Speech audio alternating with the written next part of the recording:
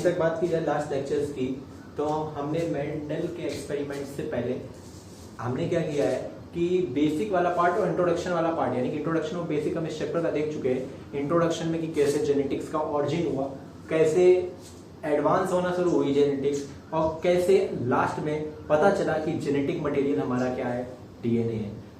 तो एक साइंटिस्ट आते हैं जिनके पूरा ये बात की जाए तो 50-60% चैप्टर उन्हीं के ऊपर है, मेंडल। तो मेंडल के हमें इस चैप्टर में अल्टीमेटली पढ़ने हैं एक्सपेरिमेंट्स।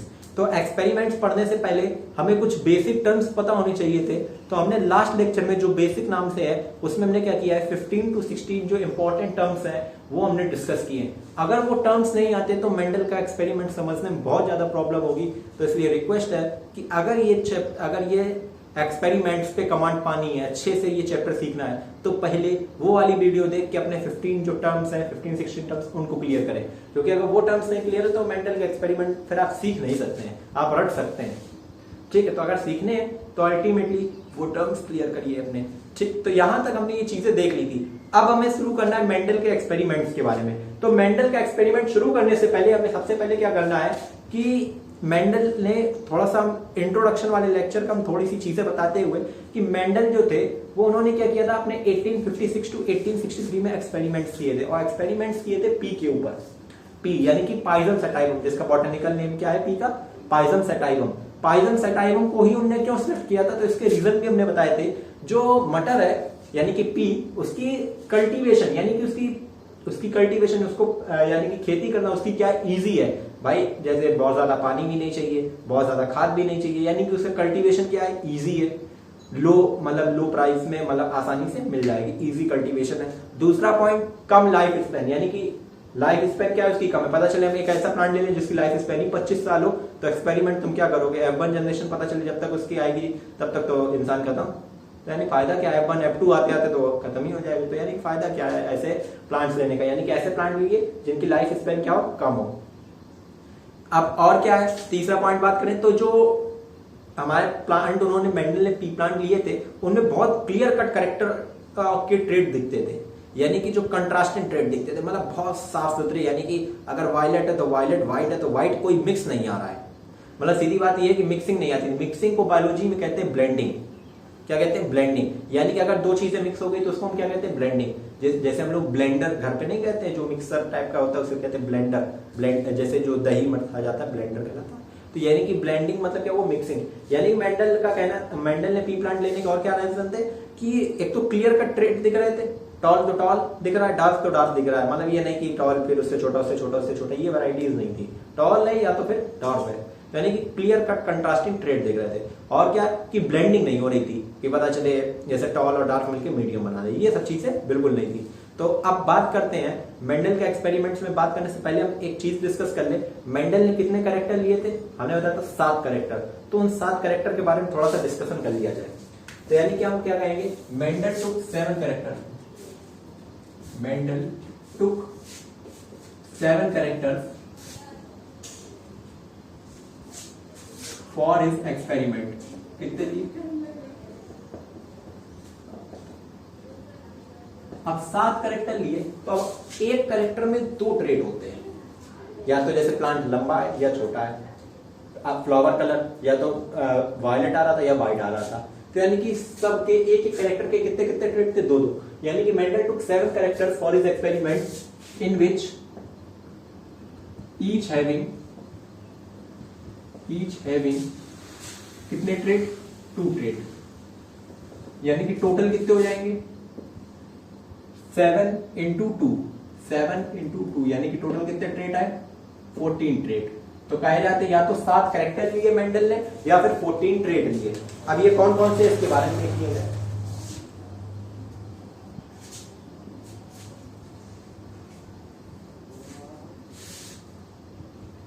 कैरेक्टर, और इधर हम लिखते जाएंगे उसके ट्रेड।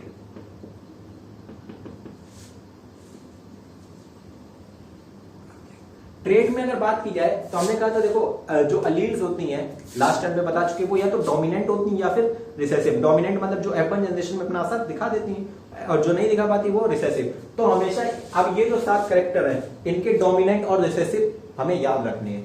तो जो पहला वाला लिखेंगे इधर साइड वो डोमिनेंट होगा, बाद वाला रिसेसिव होगा।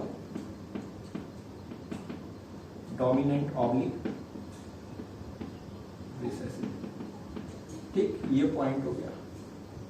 अब पहला उठाते हैं स्टेम हाइट। क्या उठाया है? Stem height. तो आप देखो प्लांट या तो लंबा होगा या फिर छोटा होगा। प्लांट कैसा रहना चाहेगा जनरली, आप ही बताइए, लंबा रहना चाहेगा या छोटा? लंबा चाहेगा भाई। अगर लंबा होगा तो क्या होगा? फ्लावर ज्यादा आएंगे, फ्लावर ज्यादा आएंगे तो पी ज्यादा होंगी, और पी ज्यादा होंगी तो बढ़ेगा कल्टीवेशन। तो यानी कि प्लांट कैसा रहना चाहता है? टॉल। बाइंडास तो बने रहना चाहेगा। अब नेक्स्ट आता है सीड के बारे में। सीड के बारे में पढ़ लिया जाए। चलो फ्लावर के बारे में पढ़ते हैं। फ्लावर के दो कैरेक्टर होते हैं। कितने? दो। एक होता है कलर और एक होता है उसकी पोजीशन, कि फ्लावर लगा कहां पे है। तो पोजीशन और फ्लावर का कलर। तो मटर की खेती की जाती है तो दो कलर के फ्लावर आते हैं, एक वायलेट और एक व्हाइट।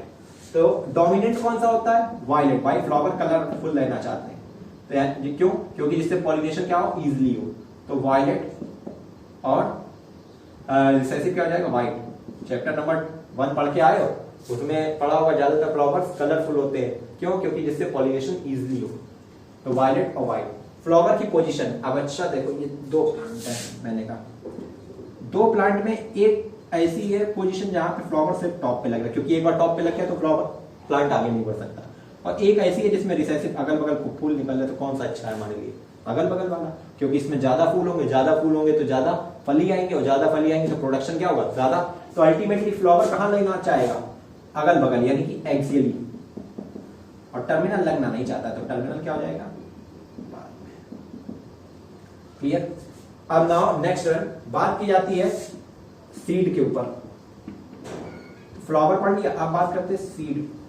तो सीड का कलर और सीड का शेप। तो सीड के कलर की अगर बात की जाए तो सीड का कलर कैसा है? तो सीड का कलर कैसा रहना चाहेगा? यानी कि जो सीड है वो उसका डोमिनेंट होता है येलो। सीड ये ग्रीन में कंफ्यूज ना होता, येलो डोमिनेंट है। ये एक पॉइंट थोड़ा सा है, येलो डोमिनेंट है और ग्रीन कैसा है? रिसेसिव। अब बात की जाए सीड के शेप की, तो सीड कैसा रहना चाहेगा? राउंड रहना चाहेगा, बढ़िया रिंकल तो ना रहना चाहेगा, जुल्दी नुमा कौन रहना चाहेगा? तो यानी कि कैसा होता है? राउंड। और रिसेसिव कौन सा है? नाउ लास्ट वन देखो, ये याद रखना, हाइट के ऊपर एक, फ्लावर के ऊपर दो, सीड के ऊपर दो, एंड लास्ट वन क्या आता है? पॉड, फली। पॉड कैसी है? तो यानी कि पॉड में भी क्या आएगा? कलर और पॉड का शेप। अब अगर हम पॉड के कलर की बात करें, फली जो है, फली कैसी रहना चाहिए? हरी भरी रहना चाहिए, पीली थोड़ी ना। पीली वाली देखो जो लास्ट में बिल्कुल आती है, नहीं पतले छिलके वाली, येलो जो आती है वो तो बहुत कम आती है। जनरली कैसी आती है? ग्रीन आती है फली। यानी कि पूरी मटर जो आती है जनरली कैसी आती है? ग्रीन। तो ग्रीन कैसा है? डोमिनेंट। और जैसे ऐसे कौन हो जाएगा? येलो। अच्छा, अब जो ज्यादातर मटर आती है वो इस तरह की आती है, शेप की, इस तरह की, एकदम बढ़िया इस तरह की आती है। इस तरह वाली कहीं देखी जल्दी? इस तरह वाली तो लास्ट में आती है। ये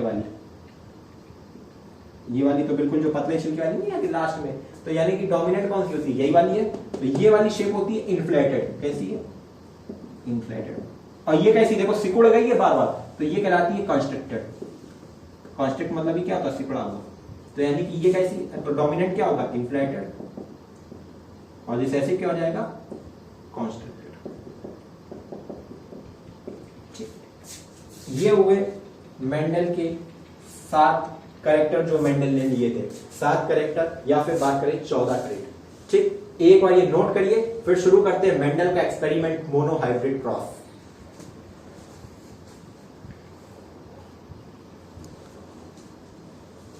देखिए, बात की जाए मोनो हाइब्रिड क्रॉस की, तो हमने जो लास्ट लेक्चर लिया था उसमें मोनो हाइब्रिड क्रॉस क्या होता है ये एक्सप्लेन किया था। Monohybrid cross, dihybrid cross, cross क्या होता है यहाँ तक ये तक एक्सप्लेन किया था।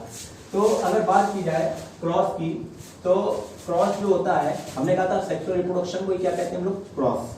तो अगर बात की जाए मोनो हाइब्रिड क्रॉस, तो मोनो हाइब्रिड क्रॉस, मोनो मतलब 1, यानी कि एक कैरेक्टर को लेके कराया गया क्रॉस ही क्या कहलाता है? Mono hybrid cross. कोई भी एक कैरेक्टर ले लो, चाहे फ्लावर कलर लो, चाहे फ्लावर पोजीशन लो, मेंडल ने कौन सा लिया था, हाइट के ऊपर, या फिर बात कर लिया थी फ्लावर कलर के ऊपर ले लिया था। बात बाकी देखो जो मेंडल ने मेन यूज किए थे, पॉड का कोई यूज नहीं किया था। मेंडल ने मेन कौन कौन से यूज किए थे, ये 7 यूज किए थे, लेकिन जो अपने एक्सपेरिमेंट में मेंडल के बुक में हम लोगों के सिलेबस में आते हैं वो कौन कौन से हैं, पॉड, वो stem height, seed colour, seed shape और फ्लावर का कलर। हम लोगों के सिलेबस में जनरली मतलब जो प्रैक्टिस करते हैं ना, हम लोग फ्लावर पोजीशन की जनरली प्रैक्टिस करते हैं ना हम पॉड की कोई चीज। हाँ अगर क्वेश्चन आ जाए तो हम लोग कर लेंगे, तरीका सिखा देंगे कि होता कैसे। तो अब क्या हम लोगों को करना है, मोनो हाइब्रिड क्रॉस। चलिए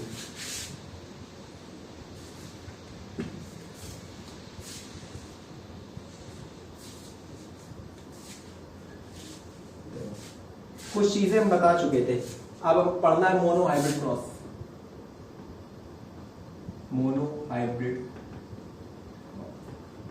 अगर हम बात करें मोनो हाइब्रिड क्रॉस पे तो इसमें हम कितने कैरेक्टर लेंगे, 1 कैरेक्टर, यानी कि कितना कैरेक्टर लिया हमने, 1 कैरेक्टर, और वो भी हम कौन सा लेंगे, एक्सपेरिमेंट में यहां पे हम ले रहे हैं स्टेम हाइट।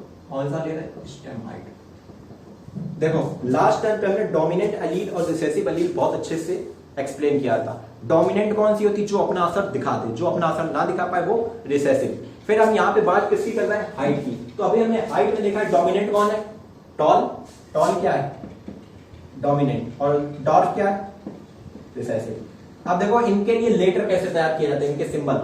हमने कहा डोमिनेंट वाली हमेशा चलेगी, तो बात किसकी मानी जाएगी, भाई डोमिनेंट वाले की। घर में किसकी चलती है, डोमिनेंट वाले की चलती है, तो यानी कि तुम्हारी सत्ता चलनी है टाल वाले की। तो हमेशा जब लेटर तैयार, इसका सिंबल कैसे तैयार किया जाता है, हमेशा डोमिनेंट का फर्स्ट लेटर उठाते हैं। किसका, डोमिनेंट वाले का फर्स्ट लेटर। एक केस आता है जहां पे छोड़ के वो बाद में बताएंगे। हमने क्या किया, इसका फर्स्ट लेटर उठा लिया। अब अगर डोमिनेंट हो तो कैपिटल लिख दिया, रिसेसिव हो तो स्मॉल लिख देंगे, बस। ठीक, क्लियर। अब अगर डोमिनेंट है तो क्या हम लिख देंगे, उसका कैपिटल लेटर, और रिसेसिव है तो उसका स्मॉल लेटर। यानी कि हमें पता चल गया ये डोमिनेंट एलील के लिए हम यहां पे क्या लिखेंगे, डोमिनेंट एलील कौन है, टॉल, यानी कि कैपिटल टी। रिसेसिव एलील कौन है, डॉर्फ। इसका सिंबल हम क्या लिखेंगे, स्मॉल। यहां तो चीजें क्लियर।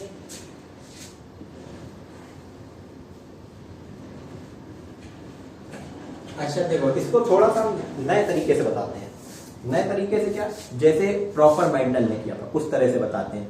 थोड़ा सा बुकिश हटके अलग से बताते हैं। देखो चीजें समझनी है तो जैसे मेंडल ने की, अगर हम मेंडल की व्यू से देखेंगे तो ये हम चीजें समझ जाएंगे, और अल्टीमेटली अगर हम अपने अकॉर्डिंग देखेंगे तो हम वो चीजें रट लेंगे। ठीक, तो अब देखते हैं मेंडल ने एक्सपेरिमेंट किए तो मेंडल ने क्या चीजें पाई। यहां पे हम प्योर मेंडल के अकॉर्डिंग देखते हैं, इसके अकॉर्डिंग, और यहां पे हम थोड़ा सा क्रॉस बना के देखेंगे प्रॉपर। देखो जब मेंडल ने अपने फील्ड एक्सपेरिमेंट, मेंडल के फील्ड एक्सपेरिमेंट की बात कर रहे हैं यहाँ पे, क्या, मेंडल के फील्ड एक्सपेरिमेंट। मेंडल ने क्या किया, हम ये चीज देखो लास्ट लेक्चर में बताई थी। मेंडल जब भी प्लांट यूज करते थे तो प्योर प्लांट यूज करते थे। कैसा प्लांट यूज करते थे, प्योर, मतलब होमोजाइगस प्लांट से अपना एक्सपेरिमेंट कराते थे। अगर वो टॉल ले रहे हैं तो टॉल कैसा लेते थे, होमोजाइगस। होमोजाइगस क्या होता है वो लास्ट लेक्चर में बता चुके हैं। यानी कि जब भी मेंडल एक्सपेरिमेंट शुरू करेंगे हमेशा होमोजाइगस प्लांट लेंगे। यानी कि अगर टॉल ले रहे हैं तो टॉल होमोजाइगस होगा, डॉर्फ ले रहे हैं तो डॉर्फ हमेशा, यानी कि वो तो होमोजाइगस होता ही है। तो अब बात की जाए, मेंडल ने टॉल लिया प्लांट और एक डॉर्फ लिया, दोनों का क्या कराया, क्रॉस कराया। क्रॉस कराने पे मेंडल ने देखा सारे प्लांट्स कैसे आए, टॉल। ये कैसा है, टॉल, ये डॉर्फ। अब हमने कहा था कि ये क्या है, हमारे पेरेंट्स। पेरेंट्स की क्रॉस करने पे जो पहली जनरेशन आती है वो कहलाती है F1 जनरेशन। और जब F1 जनरेशन की क्या होती है, सेल्फिंग। देखो अब यहां पे सेल्फिंग वर्ड आ रहा है, सेल्फिंग मतलब बता दे रहे हैं, सेल्फिंग।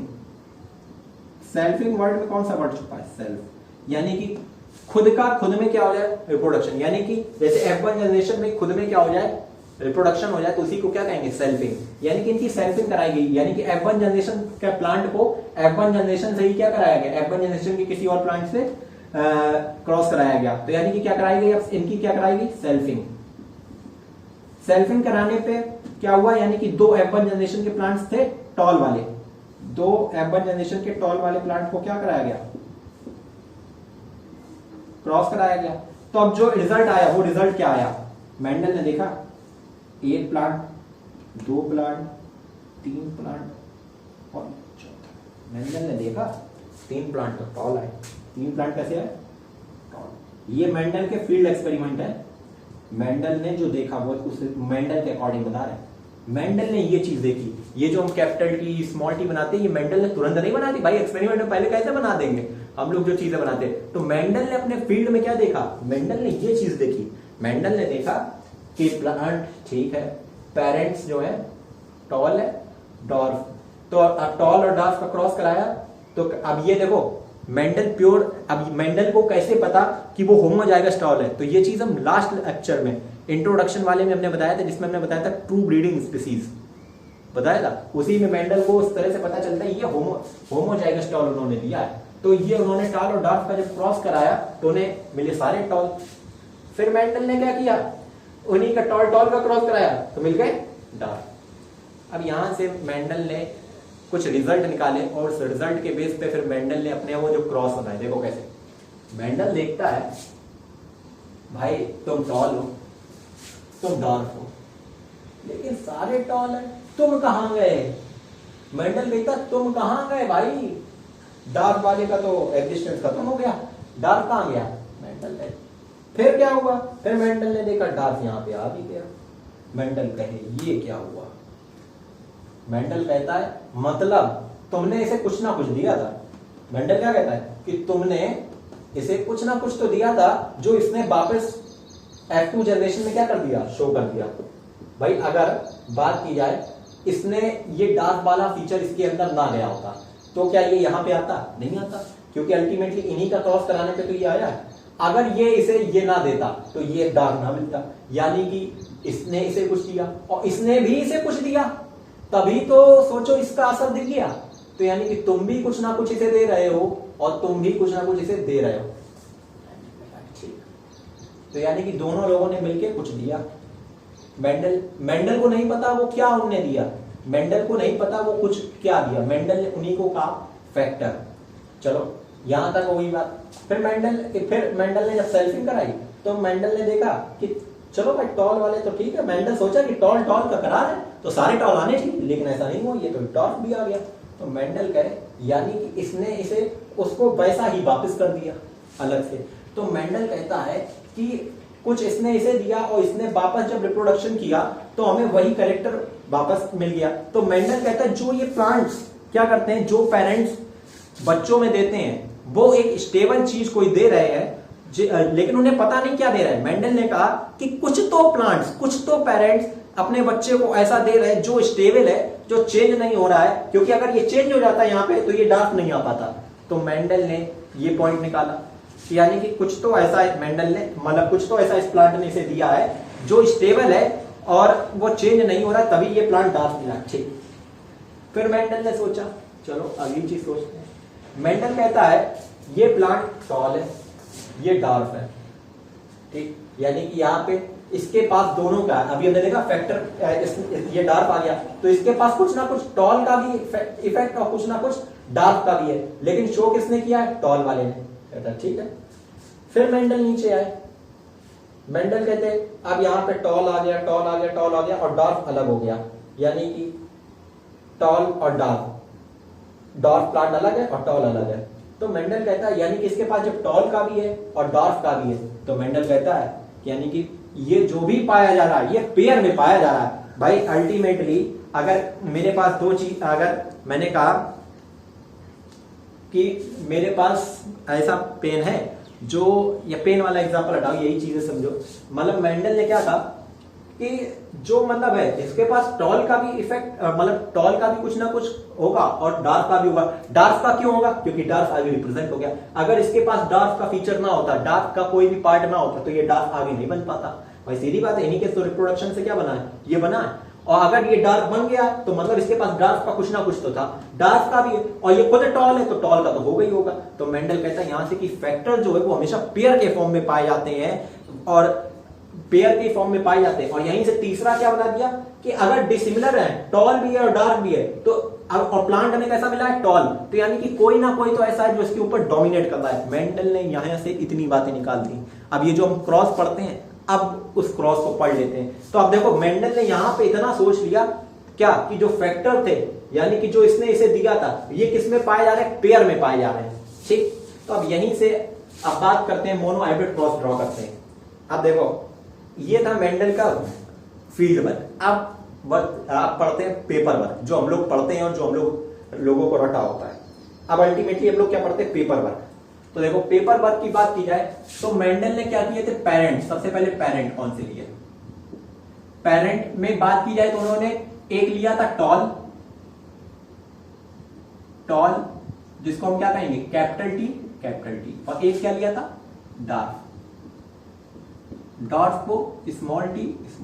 क्लियर, यही तो हम पढ़ते हैं। देखो पेयर में पढ़ते हैं मेंडल। अब देखो इसको मेंडल ने कैसे ये चीजें ड्रॉ की। मेंडल ने यहां से ये कंक्लूड कर लिया था कि फैक्टर किस फॉर्म में पाए जा रहे हैं, पेयर। और मेंडल ने अपने एक्सपेरिमेंट में ये तो कहा था कि हम हमेशा क्या लेंगे, प्योर लेंगे। तो उन्होंने प्योर लेते थे तो उन्होंने अगर डोमिनेंट क्या है, डोमिनेंट है टॉल, तो उन्होंने लिख लिया पहला लेटर कैपिटल टी। तो अब जब सेम होमोजाइगस लिया तो दूसरा भी क्या होगा, वही सेम यानी कि कैपिटल टी। अब डॉर्फ में उन्होंने कहा कि अगर हमारा डॉर्फ तो हमेशा होमोजाइगस होता ही है, तो उन्होंने देखा उन्होंने डॉर्फ में यानी कि टॉल अपोजिट क्या लिया, हमने कहा डॉर्फ के लिए क्या स्मॉल टी, तो स्मॉल टी तो दूसरा भी क्या होगा स्मॉल टी। ये हो गया पेरेंट। अब पेरेंट में सीधी बात है, अगर सेक्सुअल रिप्रोडक्शन हो तो one is male and another is female, तो ये होता है सिंबल मेल का, ये प्लस जैसा बना होता है नीचे, और फीमेल का ये वाला। ठीक, मेल फीमेल का सिंबल हो गया। अब नाउ अल्टीमेट हम फर्स्ट चैप्टर सेकंड चैप्टर पढ़ चुके हैं, यानी sexual reproduction in flowering plant and human reproduction. बात की जाए तो सबसे पहली प्रोसेस क्या होती है, गैमेटोजेनेसिस, यानी कि क्या बनते थे गैमीट। तो ये भी क्या बनाएंगे, सबसे पहले गैमीट बनाएंगे। तो नाउ वी फॉर्म गैमीट। चलो भाई गैमीट बनाते हैं। अब गैमीट बनते थे तो क्या होता था, मियोसिस होती थी गैमीट जब, क्योंकि अल्टीमेटली यहां से देखो अगर हम लोग कंक्लूजन निकालें, दो पेयर यानी कि ये कैसा होगा, डिप्लॉयड होगा। तो अब डिप्लॉयड है तो गैमीट बनने में क्या होगी, मियोसिस। और मियोसिस होती थी तो याद करो, अगर 11th क्लास का थोड़ा भी याद हो तो होमोलोगस क्रोमोसोम्स क्या हो जाते थे, अलग अलग हो जाते थे। नहीं याद हो तो यहाँ पे हम बता दे रहे हैं कि ये जो दोनों है अल्टीमेटली ये दोनों क्या हो जाएंगे, अलग अलग। एक गैमीट में एक कैपिटल टी जाएगा, दूसरे गैमीट में दूसरा कैपिटल टी, यानी कि गैमीट क्या बनेंगे, कैपिटल टी, और ये कैपिटल टी अलग हो जाएगा। यहाँ पे क्या हो गया, स्मॉल टी अलग, स्मॉल टी अलग। मेंडल ने गैमीट बनाए। अब मेंडल ने यहाँ पे लगाई थी मैथ, देखो कैसे मेंडल कहता F1 जनरेशन। देखो मेंडल के अकॉर्डिंग कैसे बनी F1 जनरेशन। देखो अगर F1 जनरेशन मेंडल कहता है हम सबके चांस बनाएंगे, भाई जितने चांस फैक्टर है हम सारे बनाएंगे। अब देखो मेंडल कहता है पहला वाला जो है वो फ्री है, वो इसके साथ भी जा सकता है, भाई मेल फीमेल के साथ जाएगा, बस मेल मेल के साथ नहीं जाएगा। मेल वाला इस फीमेल के साथ भी जा सकता है और मेल वाला इस फीमेल के साथ भी जा सकता है, तो यानी कि ये वाला भी चांस हो गया। अब अगर बात की जाए इस वाले मेल की, तो ये वाला मेल इस वाले के साथ भी फ्यूजन कर सकता है और ये वाला मेल इस वाली फीमेल के साथ फ्यूजन कर सकता है। क्लियर है पॉइंट, यानी कि चांस बनाए। मेंडल ने कहा ये वाला इसके साथ भी जा सकता है, इसके देखो इसके साथ भी जाने के लिए फ्री है और इसके साथ भी जाने के लिए फ्री है, ये वाला इसके साथ भी जाने के लिए फ्री, इसके साथ भी, तो अल्टीमेटली 4 चांस बन रहे हैं। ये 2 चांस बना रहा है और ये 2 चांस बना रहा है, तो कितने चांस बन रहे हैं, 4। तो अब 4 चांस बन रहे हैं। तो पहला क्या बना, कैपिटल टी स्मॉल टी, दूसरा कैपिटल टी स्मॉल टी, तीसरा capital T small T, capital T small T. ठीक, अब मेंडल ने क्या, ठीक, मेंडल ने एक्सपेरिमेंट में क्या देखा था, सारे प्लांट कैसे थे, टॉल। तो ये सब कैसे हैं, टॉल। ये ऐसे ही तो मेंडल करता था। मेंडल को जो चीजें पता थी कि अब मेंडल को इतना पता चल गया था कि जो करेक्टर है वो पेयर के फॉर्म में एग्जिस्ट करते हैं, उन्होंने उसे कह दिया फैक्टर, यहां से ये रिजल्ट निकाला था। अब इस चीज को दोबारा एक्सप्लेन करेंगे। और उसके अलावा हमने कहा था कि कोई ना कोई डोमिनेंट वाला आ रहा था, और उसके अलावा हमने कहा था कि वो स्टेबल पास आउट हो रहे थे। तो ये चीजें हो गई। अब बात करते हैं F1 जनरेशन हमने बना दी। अब हम कराते हैं फिर से सेल्फिंग। तो सेल्फिंग कराई गई थी, तो अब हमने क्या किया, सेल्फिंग कराएंगे तो क्या लेंगे, कैपिटल टी और स्मॉल टी, कैपिटल टी और स्मॉल टी के बीच में हम क्या करा रहे हैं, सेल्फिंग। तो सबसे पहले क्या बनेंगे, गैमीट। अब गैमीट बनेंगे तो क्या होगा, हमने कहा गैमीट बनेंगे तो दोनों अलग अलग हो जाएंगे, कैपिटल टी अलग, स्मॉल टी अलग, फिर यहां पे कैपिटल टी अलग, स्मॉल टी अलग। क्लियर। अब बात करते हैं गैमीट के बाद फिर बनाते हैं, अब इनसे जो जनरेशन बनेगी वो क्या कहलाएगी, F2 जनरेशन। F2 जनरेशन देखो लास्ट टाइम का एक्सप्लेन कर चुके हैं, F1 क्या F2 क्या है। F1 जनरेशन बनाओ पहला, अब ये मेल हो गया और ये फीमेल हो गया, तो मेल, अब देखो ये हमने मान लिया था मेल और ये मान लिया फीमेल, तो अल्टीमेटली पहला वाला इसके साथ जा सकता है फीमेल के साथ, और इस वाले ये वाले फीमेल के साथ, तो कैपिटल टी बना। दूसरा क्या बनेगा, कैपिटल टी स्मॉल टी, फिर इसका और इसका कराए। देखो अब एक रूल यहाँ पे बता दे, जब भी स्मॉल और कैपिटल लेटर आते हैं तो हमेशा कैपिटल लेटर पहले लिखा जाता है, स्मॉल लेटर बाद में लिखा जाता है, वही इंग्लिश का तरीका। यहाँ पे स्मॉल टी और कैपिटल टी आया, तो अब देखो स्मॉल टी और कैपिटल टी ना लिख के हम क्या लिखते हैं, कैपिटल टी स्मॉल टी। ये रूल है, हमेशा कैपिटल पहले लिखा जाएगा, स्मॉल बाद में, ठीक। नाउ लास्ट वन, अब लास्ट वन ये जा सकता है इस वाले के साथ, तो स्मॉल टी। अब मेंडल ने अपना इधर देखो मैच किया, तो मेंडल कहते सही बात है, कहते अब एक तो हमारा डार्फ आया, तो स्मॉल वाला किसके लिए रिस्पॉन्सिबल था, डार्फ के लिए, तो ये डार्फ हो गया। ये भाई क्या हो गए तीनों, ये तीनों हो गए, तो रिजल्ट्स वहां से मैच किए। अब मेंडल ने यहां से क्या निकाले, अपने रिजल्ट। अब देखो मेंडल के रिजल्ट कैसे आए, यहां पे उसको नोट डाउन करते चलते और एक्सप्लेन करते चलते हैं।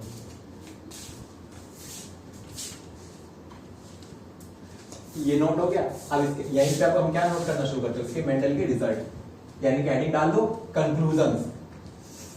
अब हम क्या नोट करेंगे, कंक्लूजन।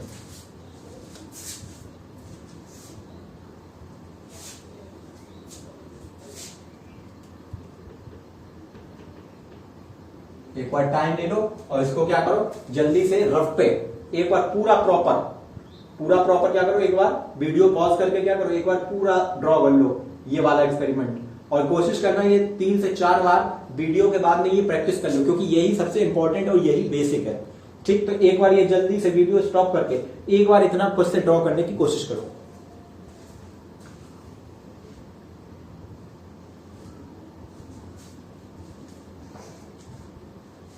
देखिए बात की जाए कंक्लूजन्स की, उम्मीद करते हैं ड्रॉ किया होगा, ड्रॉ करिएगा नहीं तो दिक्कत होगी। अब बात की जाए कंक्लूजन्स की, तो अब हमारे पास दोनों चीजें हैं, मेंडल का ये पेपर वर्क भी है और मेंडल का फील्ड वर्क भी है। ये क्या है, पेपर वर्क, ये क्या है, फील्ड वर्क। अब फील्ड वर्क मेंडल के, आप देखो यहां से हम लोग रिजल्ट किससे निकाल रहे हैं, फील्ड वर्क से। फील्ड वर्क में मेंडल ने देखा कि ठीक है, टॉल भी है डार्क भी है, वही चीज दोबारा बता रहे हैं, टॉल भी है डार्क भी है, और जब इनका क्रॉस कराया गया तो जनरेशन मिली वो हमें टॉल मिली। मेंडल ने माना चलो ठीक है कोई बात नहीं, हो सकता डार्क वाले का असर खत्म हो गया, इसका असर खत्म हो गया, लेकिन मेंडल ने जब इसका दोबारा क्रॉस कराया, सेल्फिंग कराई F1 जनरेशन की, तो मेंडल वाज शॉक, कहते डार्क वाला फिर से आ गया। मेंडल कहते मतलब ये जो पेरेंट्स हैं इनने F1 जनरेशन को कुछ ऐसा दिया जो चेंज नहीं हुआ है, जो मतलब ये नहीं कि मिक्स हो गया हो।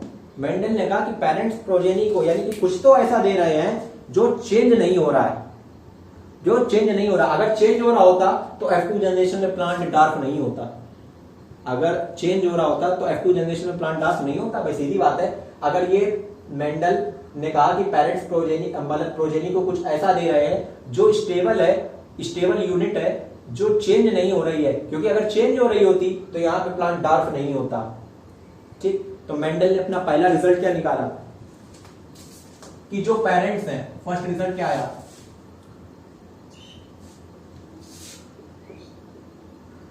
Mendel conclude that parents give something to progeny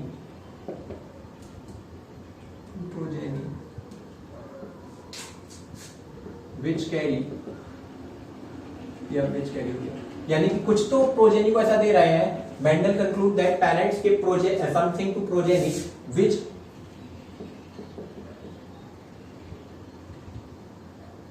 are stable, जो क्या है स्टेबल डिस्क्रीट यूनिट्स है।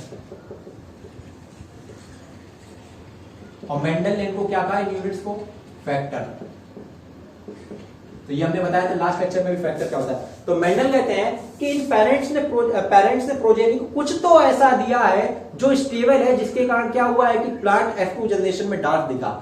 अगर इनने कुछ इसे ना दिया होता, अगर इसने उसे कुछ ना दिया होता तो ये प्लांट हमेशा टॉल लेना चाहिए था, मतलब। और लेकिन तुम यहाँ पे शो नहीं हुए, तो कुछ तो ऐसा स्टेबल दिया है जो आगे जाके शो हो गया। तो मेंडल ने अपना पहला पॉइंट यही कहा कि भाई तुम कुछ पेरेंट्स प्रोजेनी को कुछ ना कुछ तो ऐसा देते हैं जो स्टेबल होता है और आगे जाके क्या होता है कि वो शो हो सकता है। तो मेंडल ने पहला पॉइंट अपना कंक्लूजन यही निकाला कि parents give progeny to something which is work as stable unit. वो यूनिट को क्या कहा, फैक्टर। मेंडल कहते मुझे पता नहीं क्या जा रहा है, मुझे नहीं पता पेरेंट्स से प्रोजेनी में क्या गया है जो वही करेक्टर एक्सप्रेस हो गया जाके आ गया F2 जनरेशन में, लेकिन कुछ ना कुछ तो दिया है। तो कहते ठीक है, उन्होंने नाम क्या दे दिया, फैक्टर। ये हुआ पहला कंक्लूजन। दूसरा कंक्लूजन देखते हैं। अब हमने कहा ये टॉल है, ये डार्क है, तो अब इसने भी कुछ ना कुछ दिया, इसने भी कुछ ना कुछ दिया, क्योंकि अगर दिया ना होता तो यहाँ पे डार्क नहीं होता। तुमने भी कुछ ना कुछ दिया, ठीक है। तो दोनों का चीजें नहीं इसके पास, इसके पास क्या है, इसकी भी चीज है और इसकी भी चीज है, तो यानी कि तुमने दोनों की चीजें रखी हैं। तो यानी कि मेंडल कहते हैं कि यानी कि ये जो फैक्टर आ रहे हैं इनके पास, ये किस फॉर्म में आ रहे हैं, पेयर के फॉर्म में आ रहे हैं, क्योंकि दोनों लोग कुछ ना कुछ दे रहे हैं। और तो यहाँ पे देख लो पेयर के फॉर्म में है capital T small T, capital T capital small T, capital T, तो पेयर के फॉर्म में तो है। तो मेंडल ने दूसरा कंक्लूजन क्या निकाला, factors occurs in pair. Factor किस में आकर करते हैं, फैक्टर्स अकर इन पेयर, यानी किस फॉर्म में एग्जिस्ट करेंगे, पेयर के फॉर्म में एग्जिस्ट करेंगे। यानी कि जो भी ये कैरेक्टर लेके जा रहे हैं वो किस फॉर्म में एग्जिस्ट करेंगे, पेयर के फॉर्म में, ठीक है। दूसरा, अब मेंडल फिर आए अपने नोट पॉइंट पे भाई, कहते हैं भाई ठीक है तुम टॉल हो, तुम डार्क हो, लेकिन प्लांट सारे टॉल हैं, तो तुम कहां गए। तो मेंडल कहते तुम थे तो इसके पास, क्योंकि अगर होते ना तो तुम आगे नहीं होते, तुम्हारा कुछ ना कुछ पार्ट तो था, लेकिन असर अपना ये दिखा रहा है। तो मेंडल ने कहा ठीक है, तो कहते यानी कि तुम्हारा असर छुप गया है, तुम्हारा असर दिख रहा है, तो ये डोमिनेट हो रहा है, ये रिसेसिव हो रहा है।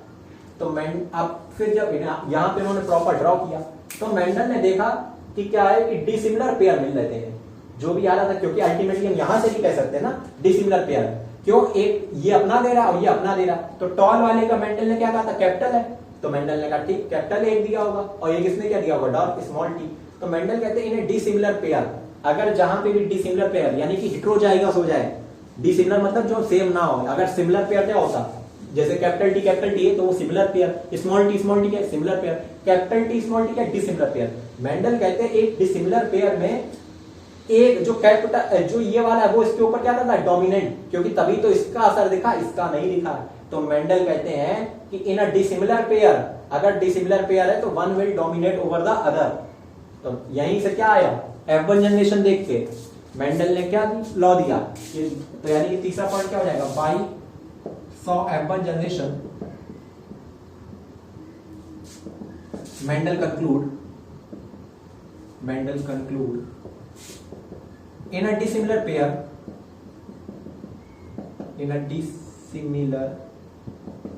pair of factor, one will dominate over other,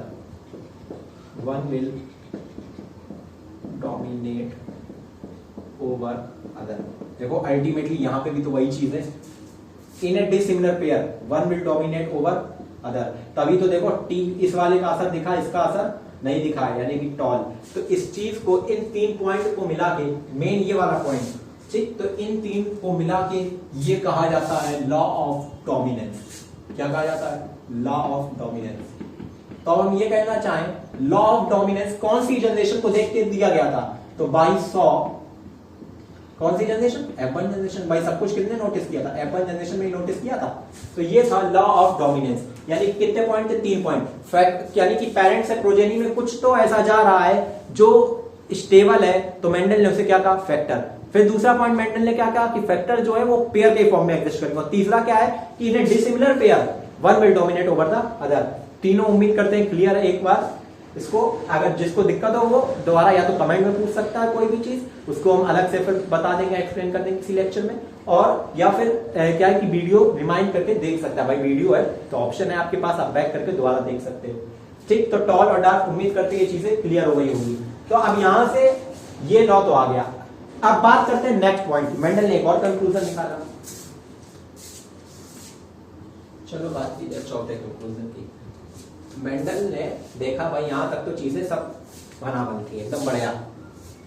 Mendel ने जब यहां पे देखा कि टॉल डार्क का हुआ तो टॉल मिला, मेंडल कोई दिक्कत नहीं, हो सकता है डार्क वाले खत्म हो गया, लेकिन यहां पे है तो डार्क दोबारा दिख गया। मेंडल आप यानी कि यार इसने कुछ ऐसा दिया जो स्टेबल था, तो मेंडल ने कह दिया उसे फैक्ट है।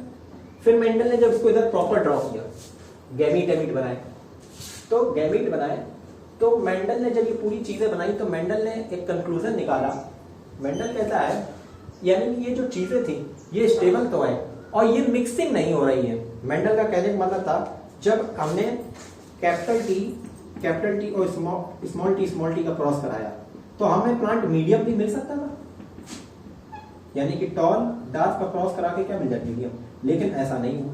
तो मेंडल ने कहा कि यानी कि जब गैमीट बनता है तो ये जो दोनों चीजें ये दोनों क्या हो जाती है अलग अलग, यानी कि जब फैक्टर क्या हो जाते हैं अलग अलग हो जाते हैं। जब भी गैमीट बनेगा तो फैक्टर अलग अलग हो जाएंगे, और जब वो पूरी जनरेशन बनती है तो मिक्सिंग नहीं होती है कि कैपिटल टी और स्मॉल टी मिक्स हो जाए, यानी कि कभी भी दोनों फैक्टर्स मिक्स नहीं होते हैं, क्योंकि अगर ये दोनों मिक्स हो जाते तो यहाँ पे अलग अलग जब होते तो डॉर्फ नहीं मिलता।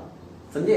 दोबारा देखिए, कह रहे हैं कि अगर ये जो पेयर है ये पेयर की मिक्सिंग नहीं होती कभी भी, ये पेयर हमेशा अलग अलग अपने प्योर फॉर्म में बने रहते हैं। इम्प्योर क्या होता है, किसी चीज की मिलावट कर दी जाए, तो कहते हैं ये जो दोनों एलील इसमें कभी भी कोई मिलावट नहीं होती, ये दोनों हमेशा अपने प्योर फॉर्म में रहते हैं एक, और जब भी गैमीट बनाएंगे तो दोनों अलग अलग हो जाते हैं। जैसे कैपिटल टी है, दोनों क्या हो गए अलग अलग हो गए, कैपिटल टी स्मॉल टी है, अब ये भी है, यहाँ पे कोई मिक्सिंग नहीं हुई, यहाँ पे क्या है कैपिटल टी अलग हो गया, स्मॉल टी अलग हो गया। अगर मिक्सिंग होती तो कभी भी कैपिटल टी और स्मॉल टी अलग ही नहीं होता है उपाय। जैसे एग्जांपल देते हैं, अगर क्या किया जाए हम दो चीजें मिक्स कर दें, जैसे कि एग्जांपल लिया जाए वाटर में अगर हम नील मिक्स कर दें, पानी में हमने क्या किया नील मिक्स कर दिया, कलर मिक्स कर दिया, तो अल्टीमेटली क्या हम दोनों को अलग कर सकते हैं? फिजिकली नहीं कर सकते ना, फिजिकली नहीं कर, केमिकली वगैरह हटा दो फालतू की चीजें बॉइलिंग वाली ना, तो दोनों को अल्टीमेटली हम अलग नहीं कर सकते। अगर हमने पानी में कलर मिक्स कर दिया तो वो मिक्स ही रहेगा, तो यानी कि ये चीज जो हो गई।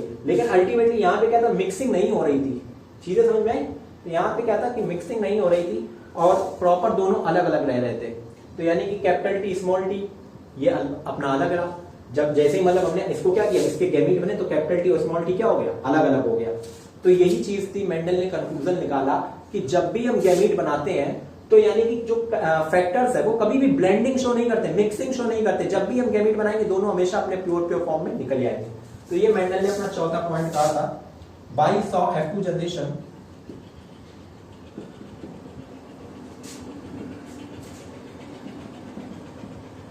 Mendel conclude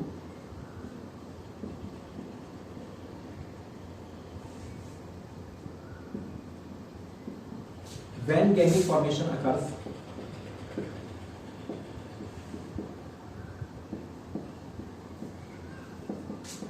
when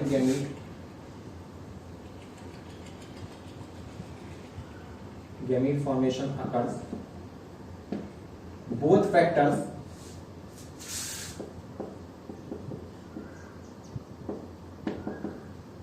will go in different gametes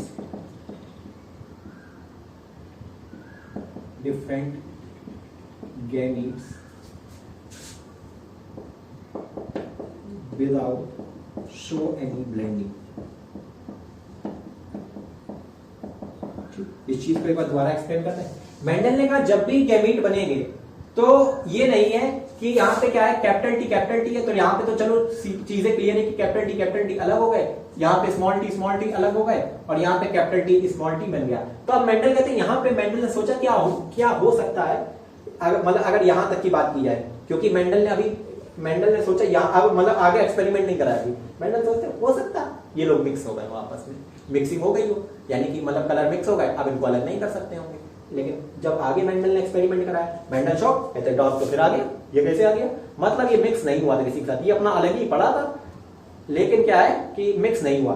तो मेंडल कहते हैं कि जब भी हम गैमीट बनाएंगे तो दोनों फैक्टर अलग अलग हो जाएंगे, इसीलिए मेंडल ने इसको क्या कह दिया था, स्टेबल, कि मतलब कोई इनमें चेंजमेंट नहीं आता है, जब भी हम निकालेंगे अलग आ जाएगा। तो मेंडल ने इसी चीज को इसीलिए क्या कह दिया था, स्टेबल। तो मेंडल ने जब इसके गैमीट बनाए कैपिटल टी स्मॉल टी के, तो मेंडल सोचे थे कि मिक्स हो गया हो सकता, लेकिन जब टर्प आया तो मेंडल ने कहा नहीं, मिक्स नहीं हुआ था, यानी कि जब जब गैमीट बनेगा तब तब ये अलग हो जाएंगे, क्योंकि अगर मिक्स हो गया होता तो ये नहीं आता, तो यहाँ पे मीडियम साइज आ सकता था। लेकिन मेंडल ने कहा कि यानी कि तुम मिक्स नहीं हो रहे हो भाई, तुम अलग ही अलग जा रहे हो, तो अलग अलग गए तो वही रिजल्ट उन्हें जो वहां फील्ड पे मिला था वही इसमें मिल गया। अगर यहाँ पे वो क्या करते हैं, मिक्सिंग कर दिए होते तो यहाँ पे वो वाला रिजल्ट नहीं मिलता जो फील्ड में मिला था। अल्टीमेटली फील्ड और पेपर वर्क दोनों सेम होना चाहिए ना, तभी तो थ्योरी सही एक्सप्लेन होगी। तो यानी कि यहाँ पे जब अलग अलग किया तो एक्सप्लेन होगी। तो मेंडल ने यही अपना लॉ बताया कि जब जब गैमीट बनेगा तो दोनों जो कह रहे हैं both factors will go in different gamete, दोनों फैक्टर किसमें जाएंगे, अलग अलग गैमीट में जाएंगे, without show any blending, without कोई भी मिक्सिंग शो किए बिना। अब जब मेंडल ने कहा, यानी कि इस चीज को कहा, तो मेंडल कहते हैं जब ब्लेंडिंग नहीं हुई है तो यानी कि तुम भी प्योर हो, तुम भी प्योर हो। भाई सीधी बात है, अगर किसी चीज में मिलावट नहीं हुई तो वो कैसी होगी, प्योर। तो मेंडल कहते हैं गैमीट जो होते हैं हमेशा फैक्टर किस फॉर्म में ले जाते हैं, प्योर फॉर्म में। तो अगला पॉइंट क्या है, इसी में सब पॉइंट है। Mendel told that if,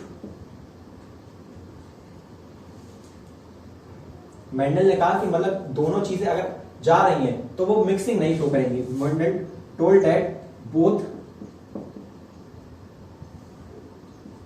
alleles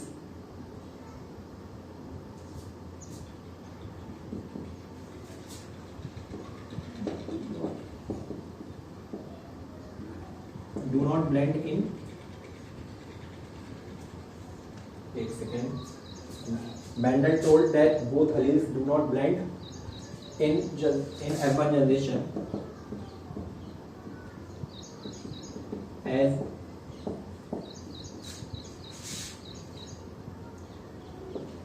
when gamete forms, जब गैमीट बना they go in different gametes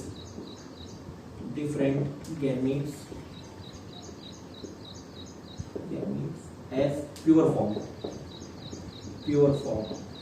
यानी कि या तो कैपिटल टी गया या स्मॉल टी गया, यानी कि प्योर फॉर्म में गया।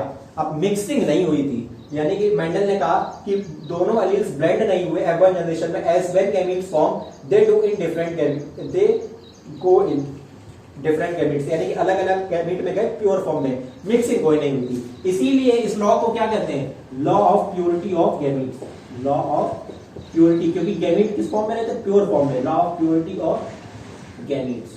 और अल्टीमेटली ये लॉ क्या कहलाया, लॉ ऑफ सेग्रीगेशन।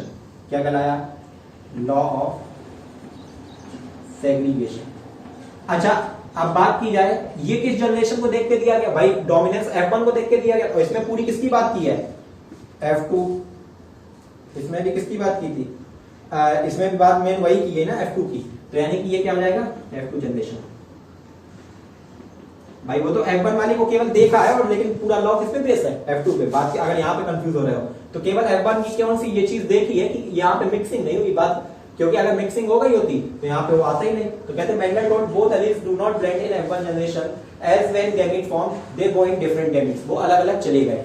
तो यानी कि ये क्या था, लॉ ऑफ सेग्रीगेशन। तो देखो मेंडल के मोनोहाइब्रिड क्रॉस की अगर बात की जाए तो मोनोहाइब्रिड क्रॉस से यही दो लॉ आते हैं जो हमें समझने होते हैं। अल्टीमेटली ये समझ नहीं आता, ये तो फिर भी समझ में आ जाता है, ये नहीं आता लोगों को, तो ये उम्मीद करते समझ में आ गया होगा। ये कोई टफ लॉ नहीं है, बस इसमें है क्या, जैसे जैसे लॉ ऑफ सेग्रीगेशन में क्या बताता है कि जो पेरेंट मतलब जो गैमीट्स में यानी कि जो फैक्टर है वो कभी भी मतलब गैमीट कहेगा जो जनरेशन है उसमें कभी भी दोनों फैक्टर मिक्स नहीं होते हैं, मिक्स होके कुछ नया नहीं बनाते हैं, बस दोनों क्या होते हैं, दोनों अपना अलग अलग, जैसे ये रहे, बस जब गैमीट बना तो दोनों अलग अलग चले गए। फिर जब जनरेशन आई, अगर ये दोनों का चांस मिल रहा होगा तो दोनों पास पास आ जाएंगे, फिर अगर दोनों का गैमीट बनेगा फिर अलग चले आएंगे, मतलब कोई भी ब्लेंडिंग शो नहीं करेंगे, कोई भी मिक्स शो नहीं करेंगे, बस दोनों रहेंगे लेकिन अलग अलग पड़े रहेंगे। और फिर जब गैमीट बनेंगे दोनों अलग अलग हो जाएंगे, तो कोई भी ब्लेंडिंग शो नहीं करते हैं। तो यही चीज क्या थी लॉ ऑफ सेग्रीगेशन, यानी कि जब भी गैमीट बनाएंगे तो दोनों फैक्टर अपने प्योर फॉर्म में अलग अलग हो जाएंगे, इसीलिए ये लॉ को प्योरिटी ऑफ गैमीट्स भी कहते हैं। उम्मीद करते हैं ये सब चीजें क्लियर हो गई होंगी। अब बात की जाए यहाँ पे कुछ रिजल्ट्स की बात कर ली जाए। यहाँ पे बात क्या कर ली है, कुछ रिजल्ट्स की। देखिए अगर कुछ रिजल्ट्स की बात की जाए तो अल्टीमेटली ये एक्सपेरिमेंट हमने पढ़ लिया है, तो अब यहाँ पे रिजल्ट्स भी पढ़ लिए थे मोनोहाइब्रिड क्रॉस की, तो ये चीजें एक बार जिसको नोट करना हो नोट कर लो, फिर आगे की चीजें बता दे, क्योंकि ये सबसे इंपॉर्टेंट पार्ट है ये डेफिनेशंस वाला, क्योंकि अल्टीमेटली हमें ये डेफिनेशन भी तो पता होनी चाहिए कि लॉ है क्या, तो नोट कर लीजिए एक बार।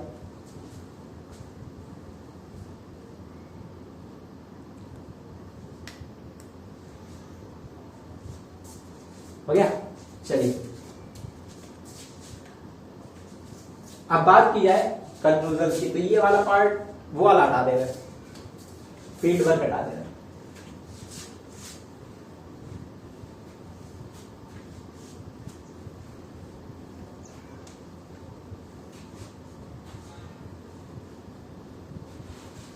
अब यहां पे क्या लिख रहा है अल्टीमेटली रिजल्ट, वो कंक्लूजन हो गया। अब यहां पे इससे रिजल्ट क्या निकालेगा, देखो लास्ट टर्म पे हम फिनोटाइप और जीनोटाइप क्लियर कर चुके हैं। जो हम देख के बता सके वो क्या है, फिनोटाइप। जो हम देख के नहीं बता सकते वो जीनोटाइप। जैसे हम देख के क्या बता सकते, प्लांट टॉल है, लेकिन हम ये नहीं बता सकते कैपिटल टी आपने ये चीज बहुत अच्छे से क्लियर कर दी थी, ठीक। तो आप टॉल और डार्क देख के बता सकते, लेकिन कैपिटल टी स्मॉल टी ये चीज देख के नहीं बता सकते। तो हम बात की जाए फिनोटिपिक रेशियो की, फिनोटिपिक यानी कि जो हम देख के बता सकें, तो फिनोटिपिक रेशियो, तो फिनोटिपिक रेशियो, अब फिनोटिपिक रेशियो किसके किसके बीच होगा, तो हम देख के क्या बता सकते हैं, टॉल होगा या डार्क, ये चीज थोड़ा ना देख के बता देंगे, ये चीज थोड़ा ना देख के बता देंगे। तो यानी कि आप क्या बता सकते हैं, प्लांट टॉल है या डार्क है, तो यानी कि दो के बीच में टॉल और डार्क। चलो अब रेशियो की बात की जाए, तो अब रेशियो में हर जगह हमारे 4 प्लांट आ रहे थे, कोई दिक्कत नहीं। अब रेशियो की बात की जाए तो किसकी पहले बात, देखो रेशियो की F1 जनरेशन की बात की जाए तो ये पहला, इसको पहला पॉइंट यहाँ पे ये लिख लो, all plants in F1 in tall, all plants in F1 generation और टॉल, ये तो हो गया। अब फिनोटिपिक और जीनोटिपिक जो हम बात करते हैं, ये किसके लिए बात करते हैं, F2 जनरेशन के लिए। किसके लिए, F2 जनरेशन के लिए। तो phenotypic ratio tall versus dark, ये हमें कौन सी जनरेशन में देखना है, F2 जनरेशन में। आओ F2 जनरेशन की, तो अब देखो कितने टॉल है, 1 टॉल 2 टॉल 3 टॉल, और डार्क कितना है 1, तो टॉल कितने हैं 3, डार्क कितना है 1, ये क्या आ गया phenotypic ratio. Now genotypic ratio,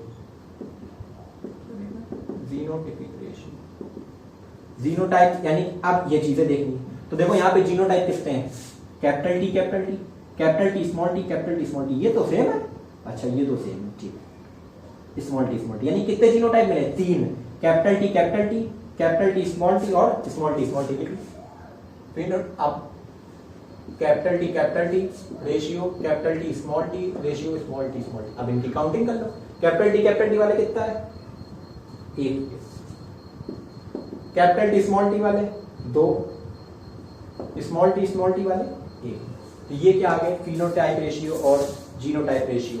अब अगर जीनोटाइप रेशियो में क्लियर है, अब अगर देखो थोड़ा सा फिनोटाइप रेशियो को ओपन किया जाए, अल्टीमेटली ये प्लांट्स कहा जाए तो ये रेशियो 4 में आ रहा है, तो अगर हम बात करें जीनोटाइप, अगर पूछ दिया जाए यहीं पे 4 प्लांट्स दिए गए हैं, उसमें से कैपिटल टी वाले कितने, 1, अगर 4 प्लांट्स हैं तो कैपिटल टी वाले कितने हैं, अभी हमने देखा 1, अगर 100 प्लांट है तो क्या हुआ, ये 4 है तो 1 है, ये 100 है तो कितने हो जाएंगे 25, नहीं पता तो यूनिटरी मेथड लगा लो, अगर नहीं पता है, अगर डायरेक्ट नहीं निकाल पा रहे तो यूनिटरी मेथड, यानी कि 4 प्लांट्स में कितना है, एक प्लांट कैसा है कैपिटल टी, तो 100 में कितना होगा, यही पूछा, तो कितना हो जाएगा, एक प्लांट के लिए कितना है 1/4, और 100 का तो 100 का मल्टीप्लाई, आंसर कितना जाएगा 24। अब ये इतनी मैथ तो आती होगी कि अगर कह दिया जाए बड़ी पॉपुलेशन में, ये हम अल्टीमेटली पूरा रिजल्ट किसके लिए पढ़ते हैं, 4 प्लांट के लिए। अब कह दिया गया 4000 में कितने कैपिटल टी होगी, तो 1000, सीधे 4 से क्या कर देना है, जितनी वैल्यू उसको डिवाइड कर देंगे। अब जैसे पूछ दिया जाए कैपिटल टी स्मॉल टी वाले कितने हैं, अच्छा तुम 4 में 2 हो तो 100 में 50 हो गए, तुम 100 में 25 हो गए। बस इस तरह से चीजें को क्लासीफाई करके चीजें इजी करनी होगी। तो उम्मीद करते हैं ये चीजें फिनोटाइप जीनोटाइप क्लियर हो गया होगा। अब देखो एक चीज और है, उसको क्लियर कर दे, बाइनोमियल एक्सप्रेशन से चीजें कैसे एक्सप्रेस। बाइनोमियल एक्सप्रेशन एक और दे रखा है, देखो बाइनोमियल एक्सप्रेशन। अब हमें अल्टीमेटली पढ़नी किसकी है, F2 जनरेशन की। तो चलो अब F2 जनरेशन जो है उसमें क्रॉस किसका किसका कराया गया, capital T small T, capital T small T, यानी कि कैपिटल टी है और एक स्मॉल टी है। तो ठीक है, एक कैपिटल टी है और एक स्मॉल टी है, यही है। अब इसके पास पूरा पेयर जो है इसमें आधा पार्ट किसका है, कैपिटल टी का, आधा स्मॉल टी का, यानी कि हाफ कैपिटल टी है और हाफ स्मॉल टी है, दोनों प्लस लगा, यही तो पूरा बना रहे हैं। अगर हाफ कैपिटल टी है और हाफ स्मॉल टी, ये दोनों मिलके क्या बना रहे हैं, कैपिटल टी स्मॉल टी। इसका क्या करा दिया जाए, स्क्वायर। बाइनोमियल, बाई मतलब दो, यानी कि दो टर्म है इसमें, इनका क्या कराया गया, एक्सप्रेशन। तो इसको सॉल्व करते हैं, तो 1/2 टी प्लस 1/2 स्मॉल टी, इनका क्या कराया गया, क्रॉस, मतलब इसका मल्टीप्लाई कराया, यही तो होगी। अब ये पढ़ा होगा ए स्क्वायर, तो अल्टीमेटली इसको सॉल्व करो, इसका मल्टीप्लाई इसमें करेंगे, तो इसका मल्टीप्लाई करो 1/2 इंटू 1/2, ये कितना हो जाएगा, 1/4 हो जाएगा, तो सीधे 1/4 लिखते, तो 1/4। अब कैपिटल टी का मल्टीप्लाई कैपिटल टी में, तो कैपिटल टी।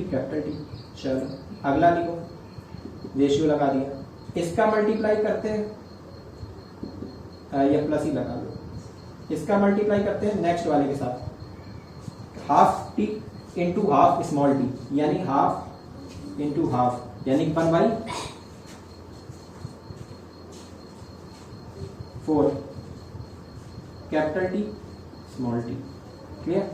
फिर इसका मल्टीप्लाई इसके साथ करते हैं, तो फिर वही 1 इंटू 2 कितना हो जाएगा, 1/4 capital T small T. Now इसका मल्टीप्लाई लास्ट वाले के साथ, 1/2 इंटू 1/4 स्मॉल टी।